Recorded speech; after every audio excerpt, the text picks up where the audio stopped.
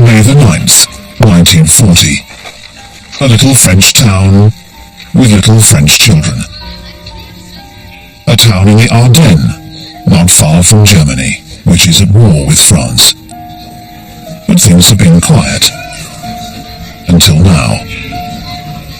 So the children continue to line their clogs up neatly, and their school teacher says, "Today we'll learn a nice song to bring peace back to us." Round, round, round go the puppets. This will be their last class.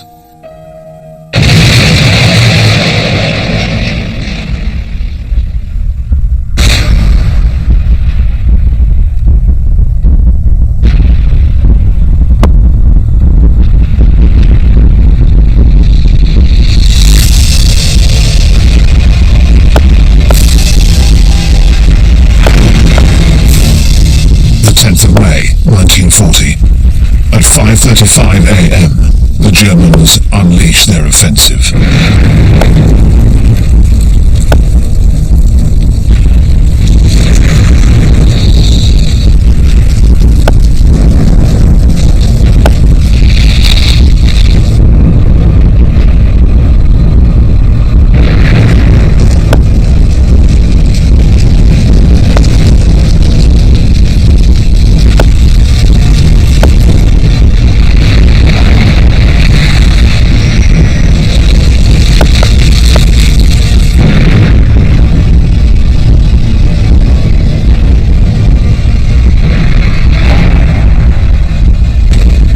German paratroopers are dropped into Holland.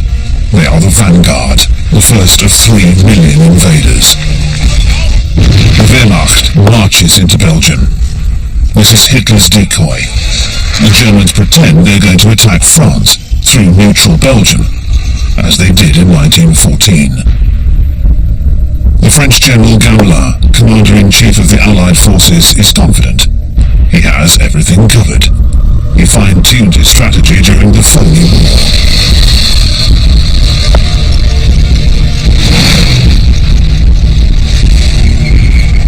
Gamelin moves his best motorized divisions, the elite of the French army, into Belgium, along with the entire British Expeditionary Force.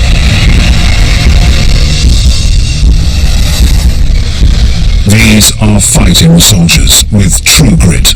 They will stop the German advance through Belgium. But Hitler, in his headquarters, is gloating. His decoy worked. He exclaims, "I could weep for joy."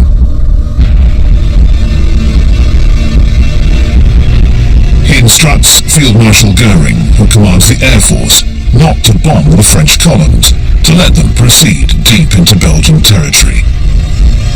And he attacks them from the rear. His real offensive will be through the Ardennes.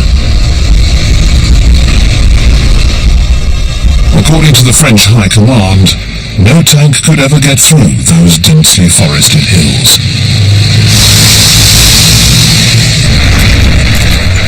But nothing stops them, except their own traffic jams.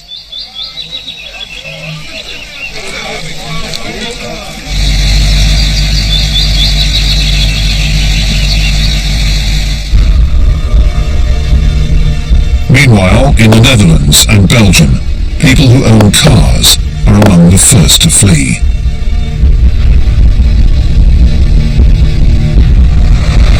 Everyone is suspected.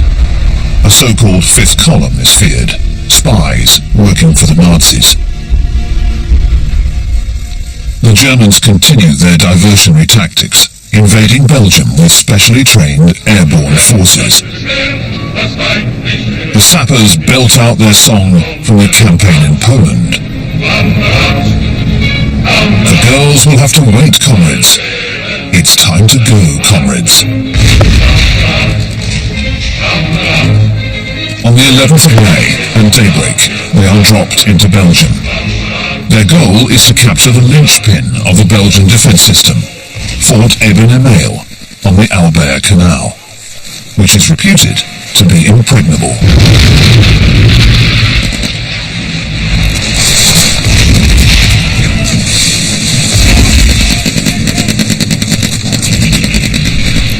intrepid German soldier heaves himself onto the top of a turret with a load of explosives.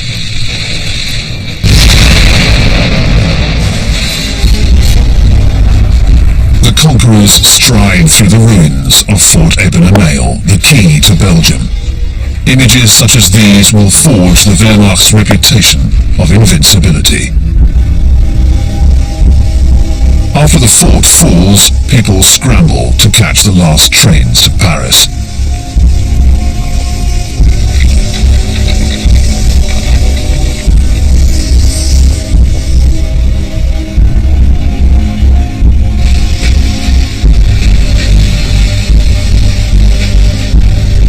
In the French capital, the Red Cross is swamped. Belgian refugees are transferred to cattle cars heading south.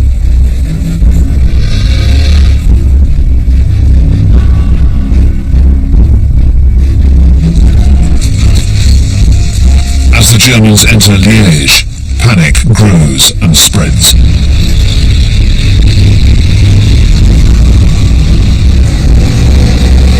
Faced with such a show of force, there are only two options: obey or flee.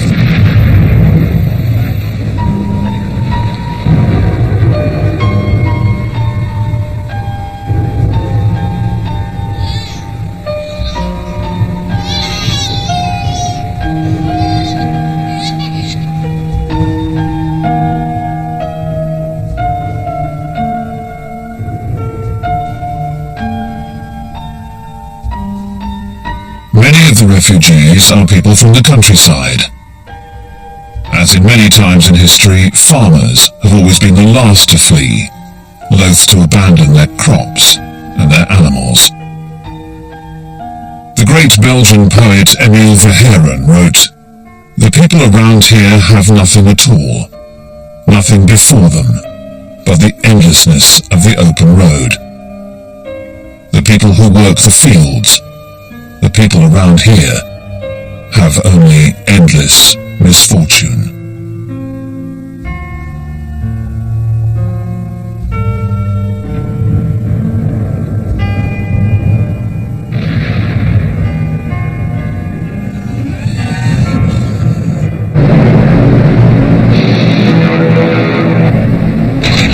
The Germans unleash their aerial offensive, destroying strategic crossroads, airfields, refineries, and fuel supplies.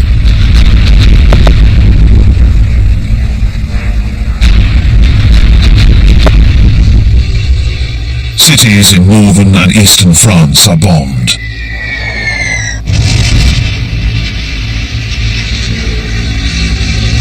The French are now facing the reality of modern warfare.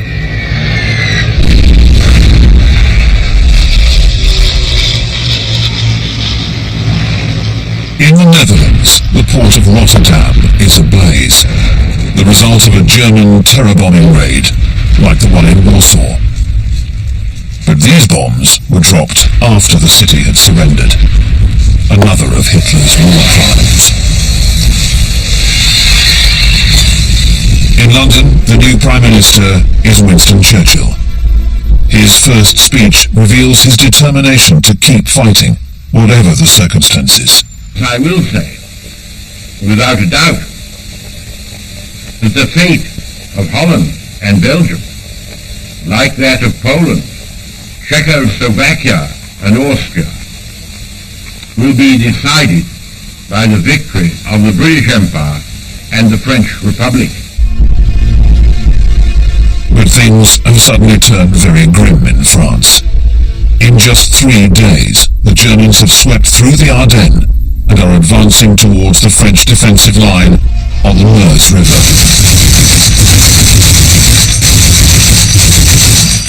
They are closing the net with their pincer movement, seeking to entrap the Allied troops massed in Belgium.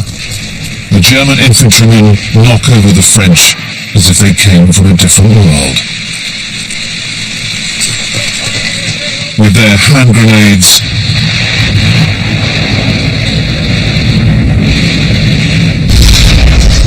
machine guns, and with their sleeves rolled up, they take the town in one day. Sedan, the key to the Ardennes, which was already terribly marked by the French defeat in 1870. But the real obstacle for the Germans is the Meuse River. On the night of the 13th of May, they bring in beams to build bridges. The French fight back.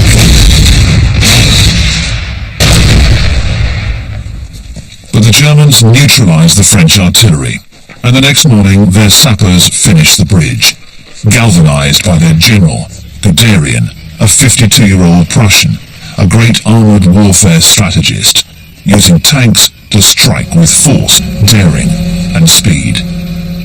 The Blitzkrieg, or lightning war, should not give the enemy time to react. First, the tanks, followed by infantry, and backed by aircraft, especially the Stukas. The Stukas, dive bombers equipped with sirens. Resisting the intense pressure of the descent, their highly trained pilots release their bombs at the last minute, with lethal precision.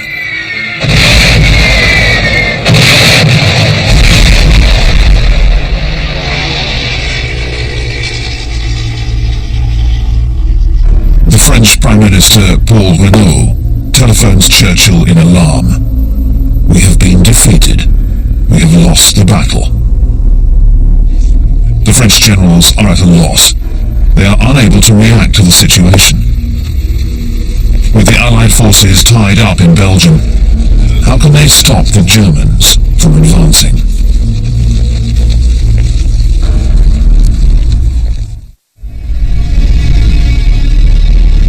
In Paris, the French authorities are trying to deal with the increasing number of refugees. People from Belgium and northern France are pouring into the city. Schools, hospitals and barracks are soon overflowing. Information is sparse, rumors abound. Has Gamelin committed suicide? No. The French High Command has just realized that the Germans are heading for the coast, and that the Allies have fallen into a trap. A counterattack is ordered, allowing a certain Colonel de Gaulle to distinguish himself at the head of a tank brigade. The French army possesses more tanks, and they are of better quality than the German panzers.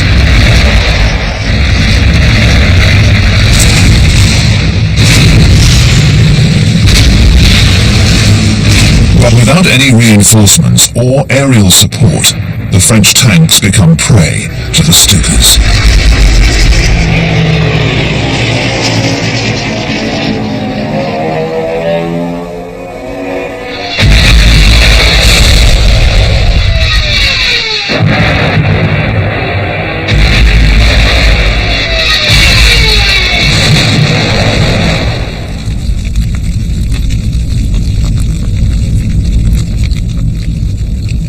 The French combatants put up a good fight, but they wonder why the Air Force isn't protecting them.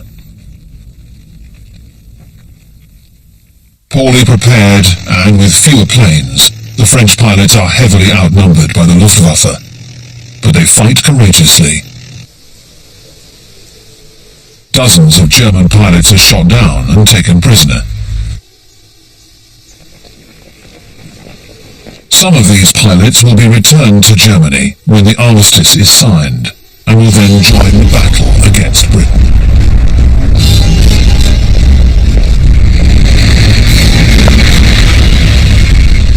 The German tanks move swiftly through the towns and villages of northern France.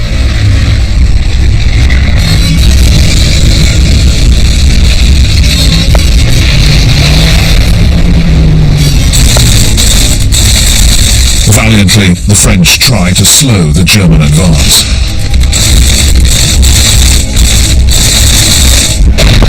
The Germans crush any pockets of resistance.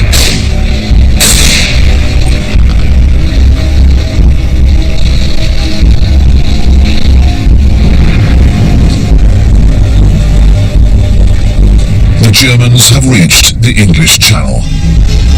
Hitler's strategy of the sickle cut has worked. the British Expeditionary Force, the Belgian Army, and the French Armed Forces are encircled.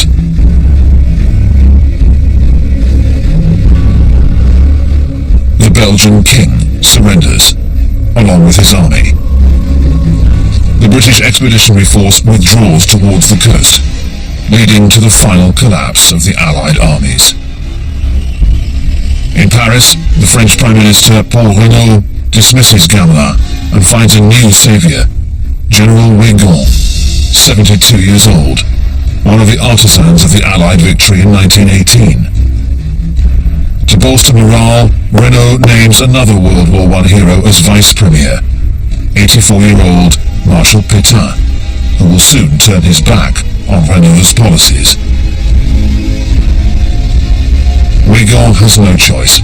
He too is forced to order a full retreat towards Dunkirk. Hitler lets them go. A gesture of clemency towards Great Britain?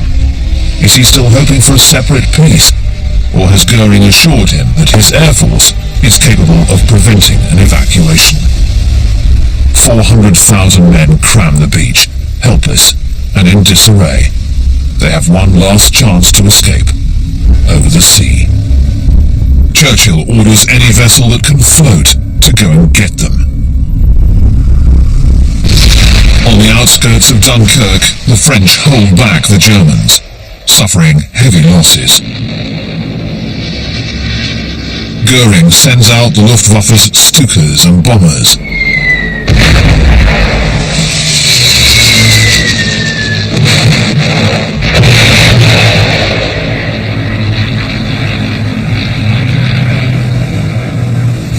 $218,000 British and 120,000 French troops are successfully evacuated.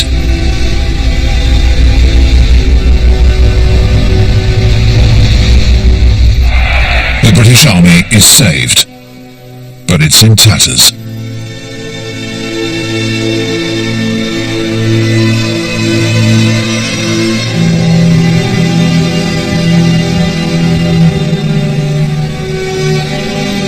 The French will be sent back to France in a final attempt to defend their country.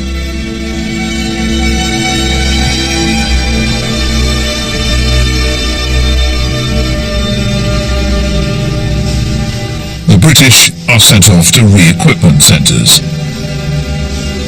All of Great Britain hails Dunkirk as an extraordinary feat.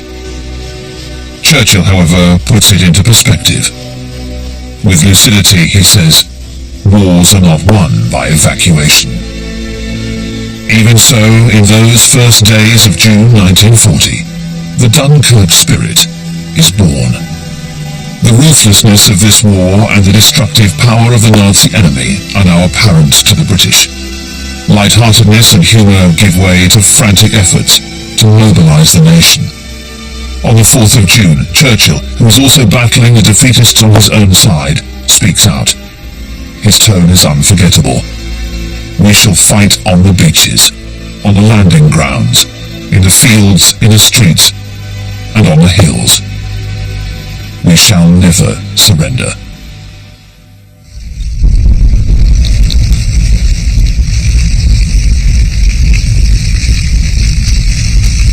On the 4th of June, the Germans take Dunkirk.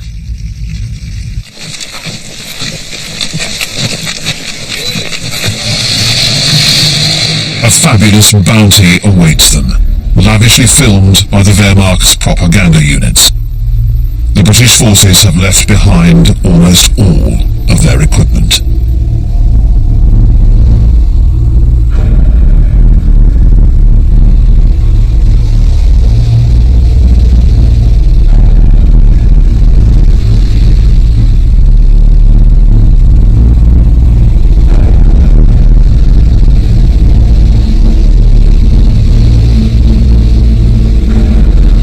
The soldiers of the Wehrmacht film themselves in high spirits. They find a French gramophone with a famous record by Maurice Chevalier.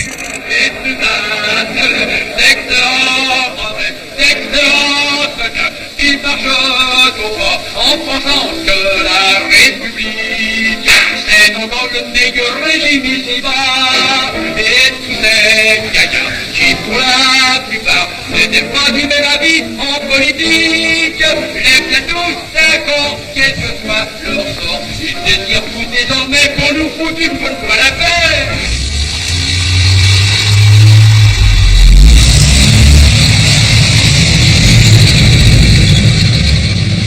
The offensive continues. France collapses.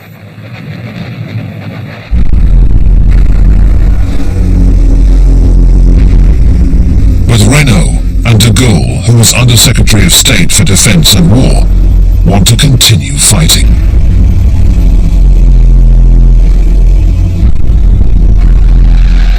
In Rome, the Italian dictator Mussolini, Il Duce, has big news for his people. La dichiarazione di guerra è già stata consegnata agli ambasciatori di Gran Bretagna e di Francia. Mussolini is hoping for his share of the spoils, the Rhone Valley, Marseille, as well as the disarmament of Corsica and Tunisia. The French say it's a stab in the back. Mussolini's offensive is cut short by the French Alpine divisions. General Rommel's troops storm Normandy and enter Rouen.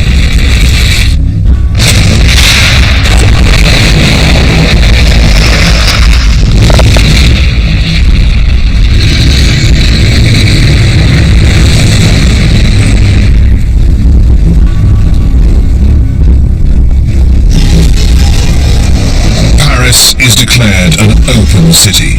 In other words, it's turned over to the enemy without a fight, in order to be spared the fate of Warsaw or Rotterdam. The government has moved to Bordeaux. The Germans are approaching the city. Rumors fly. They kill, they rape, like the Prussians did in 1870. The Parisians, abandoned by their government, flee. All of France takes to the road. A cataclysm that will come to be known by a biblical name, the Exodus. Millions of French men and women head towards the Loire, the last rampart. But there is no rampart strong enough against the Stukas.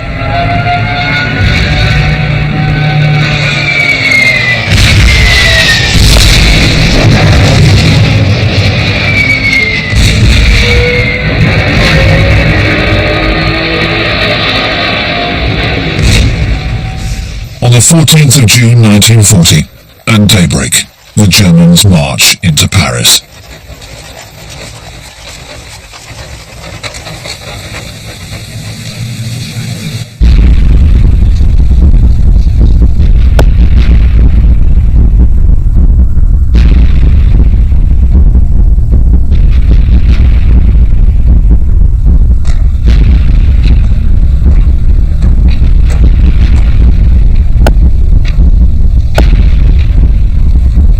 The emblem, the swastika, flies over Paris.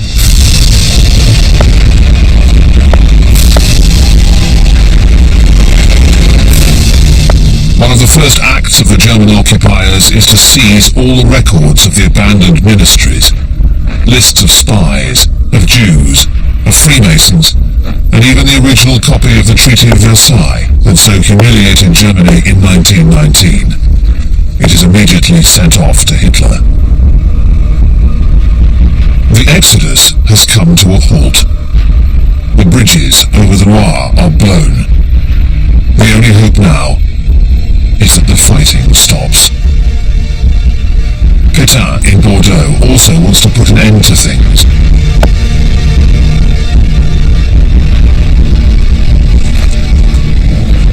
The Germans continue their relentless advance southward. Though once considered a formidable force, the French army is now a shambles.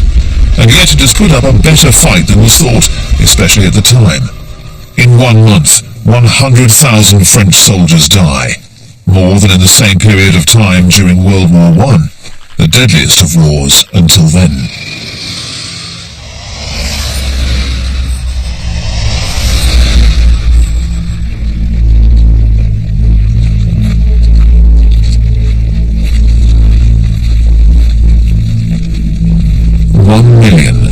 850,000 soldiers are taken prisoner, along with 36,000 officers and 176 generals.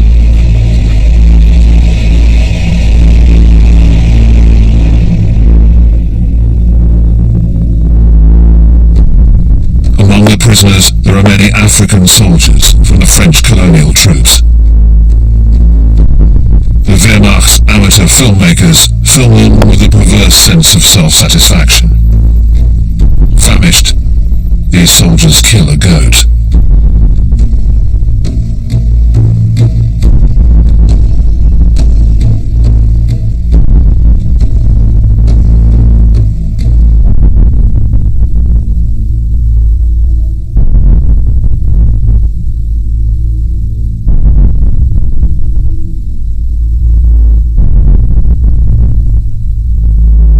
German propaganda newsreels insist on showing repeated close-ups of their faces.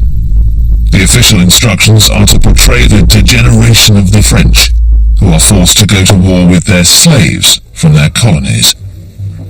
The original German commentary is revealing. Vor wenigen Tagen noch erklärte Chamberlain einem Amerikaner gegenüber, dass England und seine Verbündeten sich als Treuhänder der Zivilisation im Kampfe gegen mittelalterliche Barbarei fühlen. Das sind also die Treuhänder der Kultur. 3,000 African soldiers and officers from the French army will be shot and killed after they're captured. After 7 years of Nazi indoctrination, racism is rampant among the German soldiers.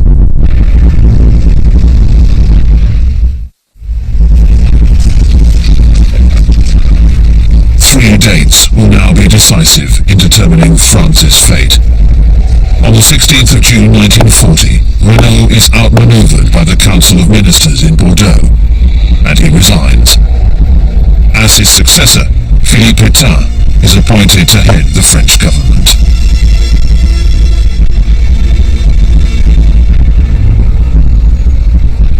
Place de la Bastille. Those who've remained in Paris listen to Marshal Pétain. The war hero at Verdun announces that he is seeking an armistice. Français, j'ai demandé à nos adversaires de mettre fin aux hostilités.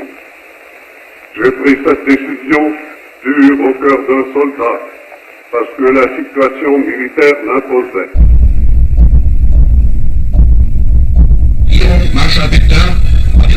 The German radio translates this speech, announcing France's capitulation.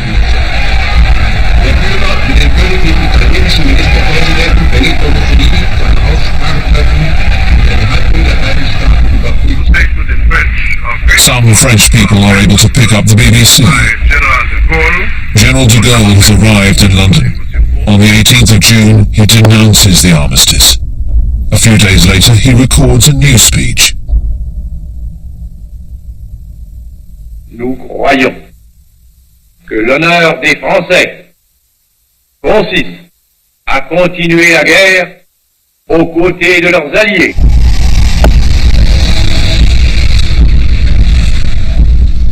Hitler receives a telegram of congratulations from Moscow.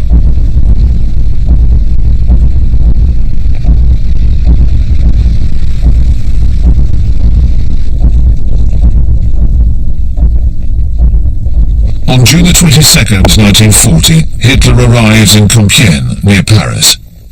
The setup he is ordered is designed to humiliate the losers.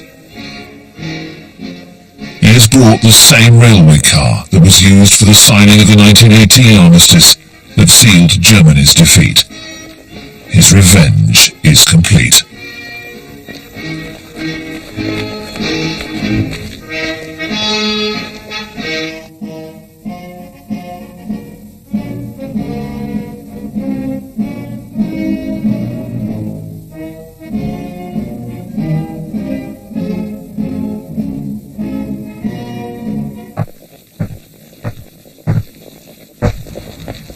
The French delegation is led by General Hunsiger.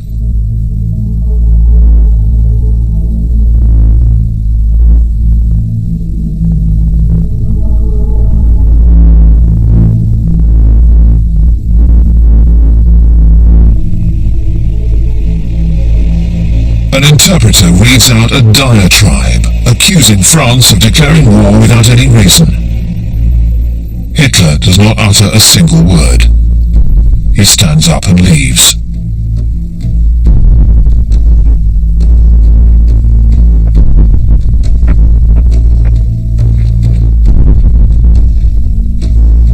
The French delegates have been informed of the terms of the armistice.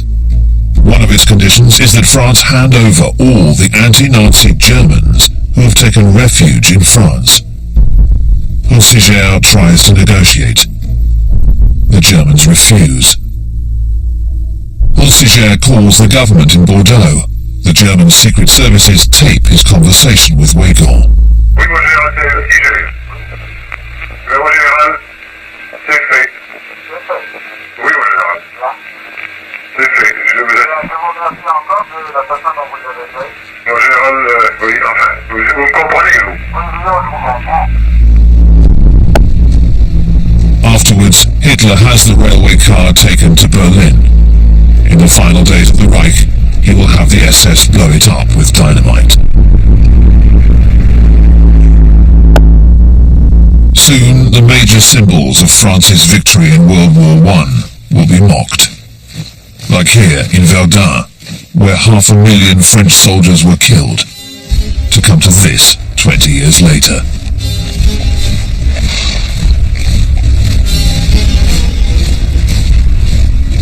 Hitler jeers as he visits his men who've only just taken the Maginot Line.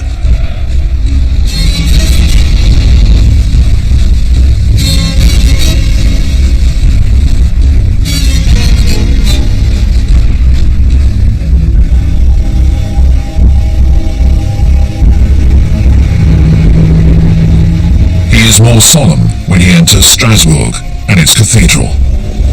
Alsace and Lorraine are German once again, as he promised they would be. The spoils of the French campaign: 2,000 tanks, 5,000 cannon, 300,000 rifles, 4 million rounds of ammunition.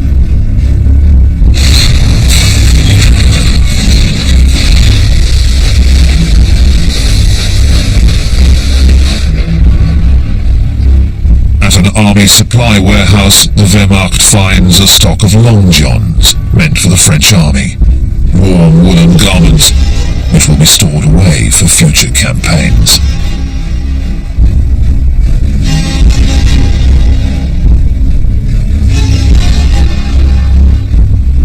The spoils are the factories, the harbours, all the riches of France.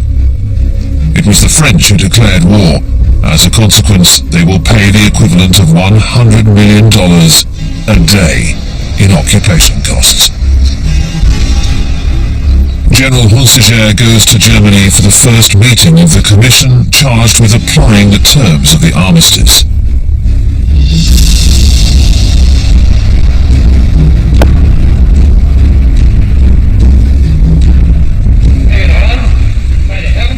To spare troops, Hitler decides to let France retain partial sovereignty, under a government at his beck and call, and with a limited army stripped of heavy weapons, just to maintain order. The country is split in two, an occupied zone in the north and along the entire Atlantic coast, providing access to all the harbours. Italy controls the Mediterranean area and occupies a narrow ribbon along the Alps. The rest is called the Free Zone, with a new capital, Vichy.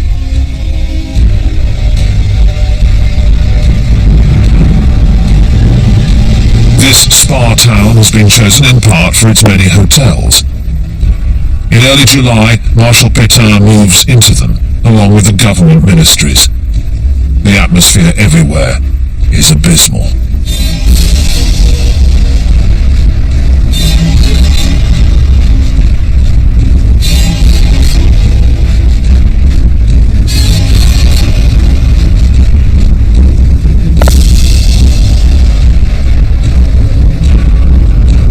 However, this Vichy government continues to control a vast colonial empire, and above all, a still powerful navy. Hitler's only request is that its ships be disarmed and remain in their ports, for he is afraid it might join forces with Britain. Churchill fears the opposite, that it will fall into German hands. He orders the Royal Navy to neutralize it.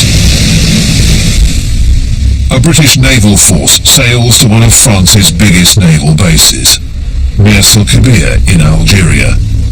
Churchill is taking no risks. An ultimatum is dispatched.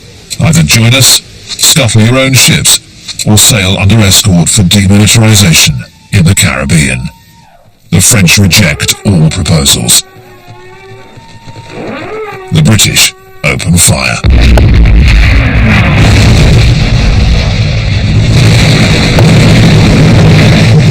Two French battleships are heavily damaged, and one, the Britannia, is sunk. 1,297 French sailors are killed. Seeking to show his people, the world, and above all the United States, how determined he is, Churchill strikes out at his former ally, whose fleet could have helped the Germans land on British shores. 2 days after the attack, the Vichy government breaks off diplomatic relations with Britain.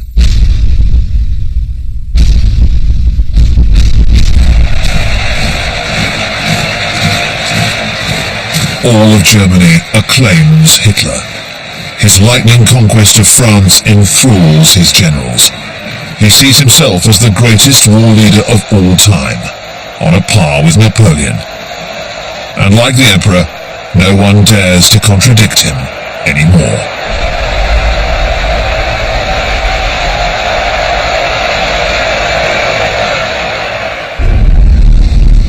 The Germans occupy the Channel Islands, Jersey and Guernsey, stepping stones towards the invasion of Great Britain.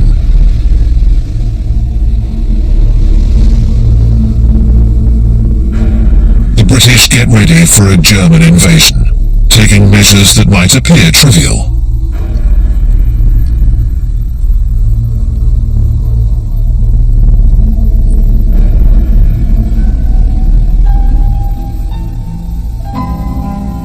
Another urgent measure is to send the children away to the countryside for safety. Always a painful moment.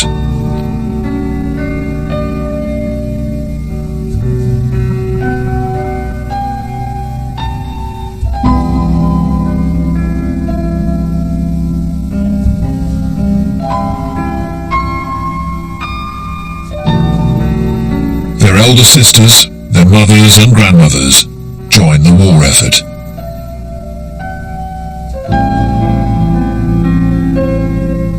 Every woman must defend her home against the fearsome German paratroopers.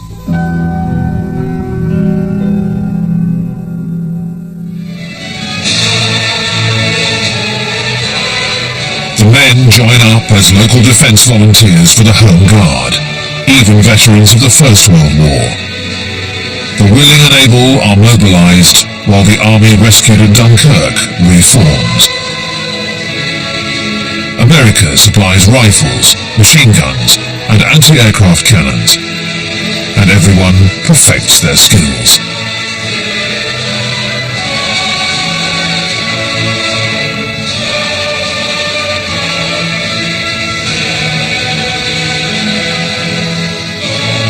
Churchill delivers a most inspired speech to the British people.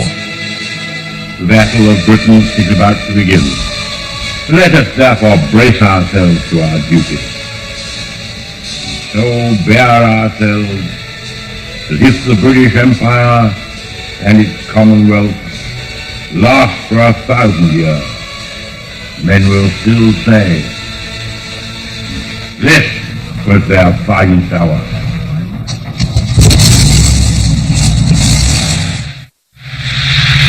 One of Churchill's main weapons is the Royal Air Force, along with its remarkable aircraft, the Spitfire, with its Rolls-Royce engine, one of the best fighter planes in the world.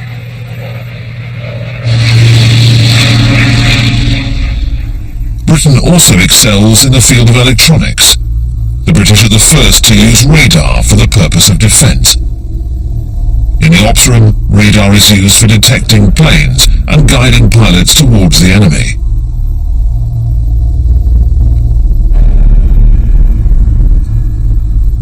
pilots from all over the British Empire are joined by airmen who have managed to flee their countries under German occupation, or whose governments are in exile in London. Poles, Dutch, Czechs, and the first of the Free French forces, along with de Gaulle. Many of the British pilots are Oxford and Cambridge students. One of them, Richard Hillary, later wrote, "We were known as the long-haired boys. We were disillusioned and spoiled. The press referred to us as the lost generation. Superficially, we were selfish and egocentric. The war demanded no heroics, but gave us the opportunity to prove to ourselves and to the world that, undisciplined though we might be, we were a match for Hitler's dogma-fed youth."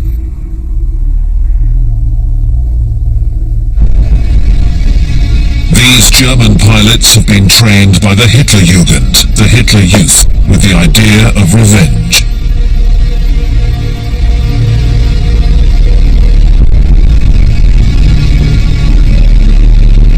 They feel that they are invincible.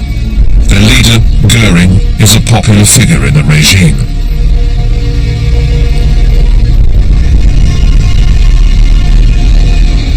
Goering, who is a man of luxury, often stays at the Hotel Ritz in Paris and turns the Luxembourg Palace into the Luftwaffe's headquarters. He has promised Hitler that the Luftwaffe could obliterate the Royal Air Force in days, take control of the air, and enable the Wehrmacht to invade Great Britain. The Luftwaffe has at its disposal all of France's airfields, their installations, and their equipment. Its pilots are well trained, like Adolphe Galland with his trademark cigar, who fought against the Republicans in Spain. Or Werner Mulders, an ace from the Battle of France. He was one of the pilots shot down, taken prisoner, and then returned to the Germans. He is now part of the aerial offensive against Great Britain.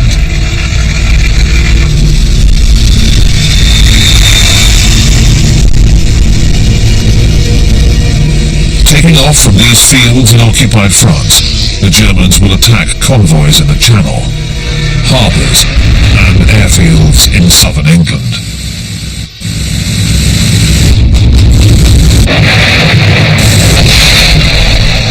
They will shoot down 500 British aircraft at the cost of 1,000 of their own.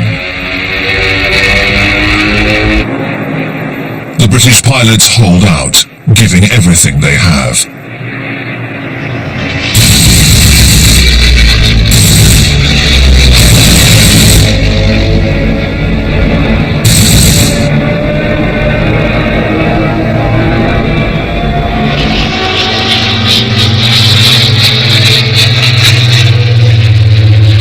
Churchill proclaims, "Never in the field of human conflict was so much owed by so many to so few." Hitler decides to postpone his plans to invade Britain. This is his first setback. His tactics now rely more on nighttime bombings. He says, "The British will surrender when their cities have been destroyed." German bombers attack British cities like Coventry and London. This is the Blitz. Daily bombings.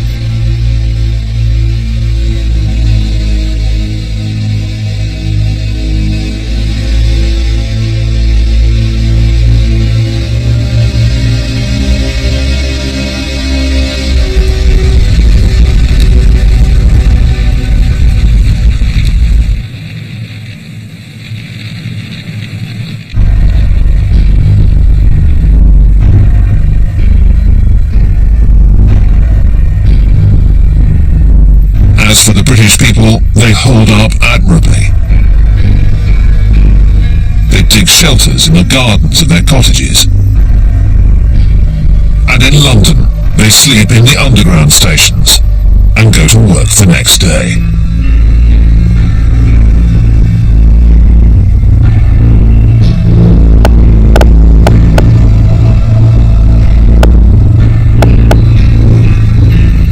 They never lose their confidence or sense of humor.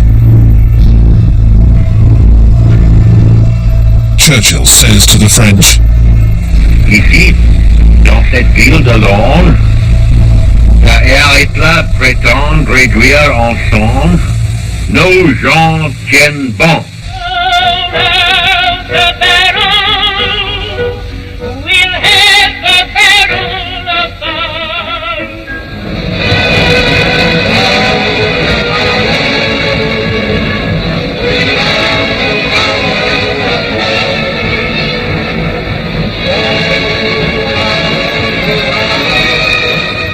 Hitler is exasperated. He will later call Churchill a Jew-ridden half-American drunkard. From now on, whenever he is thwarted, he will vent his spite against the Jews.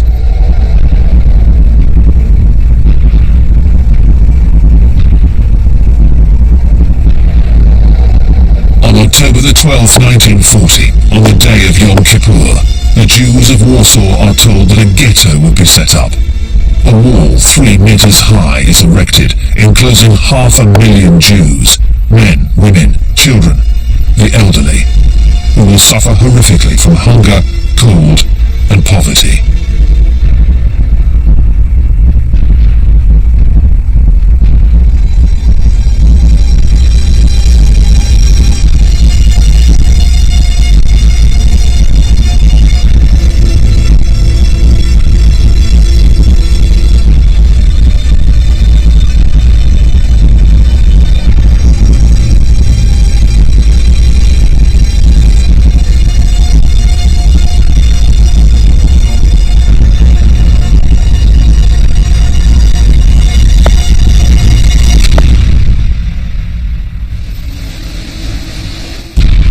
In his chalet in the Bavarian Alps, the Berghof, Hitler is filmed by his mistress Eva Braun as he celebrates New Year, surrounded by the children of Nazi dignitaries. He has another plan up his sleeve, another big gamble. His mission now is to conquer new Lebensraum, living space, to the east. He has allied himself with Stalin, only to better attack him later on. His failure to take Britain compels him to move quickly, before Churchill is able to draw America in. That would set the world ablaze.